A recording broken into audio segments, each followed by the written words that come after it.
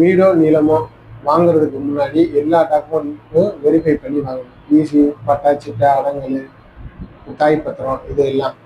இதில் one of the document என்னன்னு பார்த்தீங்கன்னா தாய் பத்திரம். இந்த தாய் பத்திரம் வந்து இப்போ ஒரு 4-5 பேருக்கு அது கை மாறிடுது அப்படின்னா, கை மாறி 6வது ஆளாக நீங்கள் வாங்க போறீங்க அப்படின்னா, அந்த 6 பத்திரத்தையும், அந்த தாய் பத்திரத்துலேருந்து எல்லா பத்திரத்தையும் நீங்கள் டீட்டெயிலாக வாங்கி பார்த்து யார் மூலமா வந்திருக்கு, யார் மூலம் விற்றுருக்காங்க, கரெக்டான ப்ராப்பர், கரெக்டான எக்ஸ்டெண்ட் எல்லாம் இருக்கா அப்படின்னு பார்த்து தான் வாங்கணும்.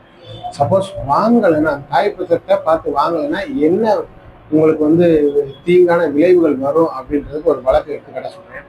வாதி ஒருத்தர் வழக்கு தொடுக்கிறாரு.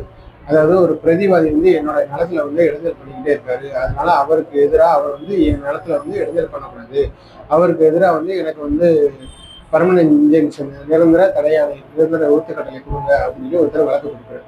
வழக்கை விசாரணை நீதிமன்றம் என்ன பண்றாங்கன்னா, இவர் டாக்குமெண்ட் வச்சிருக்காரு அப்படின்னு சொல்லி ஒரு உத்தரவு கொடுத்துட்றாங்க.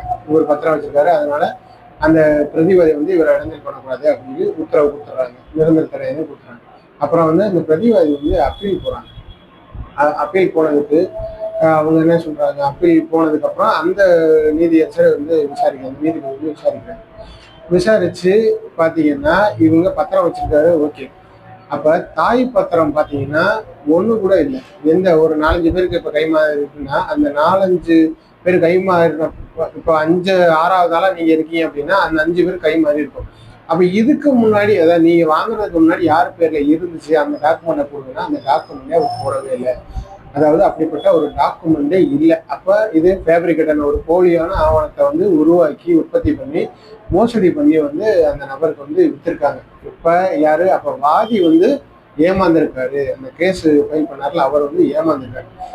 அது ஏமாந்துருக்காரு. இப்ப அவங்களுக்கு எதிராக ஊர்த்துக்கடையில வாங்க முடியாம போயிடுச்சு. அப்பீல் வந்து ட்ரையல் கோர்ட்டோட அப்பீல் கோர்ட் வந்து ட்ரையல் கோர்ட்டோட உத்தரவை வந்து செட்டில் நிராகரிச்சுட்டாங்க. அப்ப நீக்கணும் சொல்லிட்டாங்க. இப்ப இதுல பாதிக்கப்பட்ட நபர் யாருன்னு பாத்தீங்கன்னா அந்த வாதி தான். கேஸு அவருக்கு எதிராக தோத்து போச்சு, பிரதிவாதிக்கு ஆதரவு போச்சு, அது வேற விஷயம்.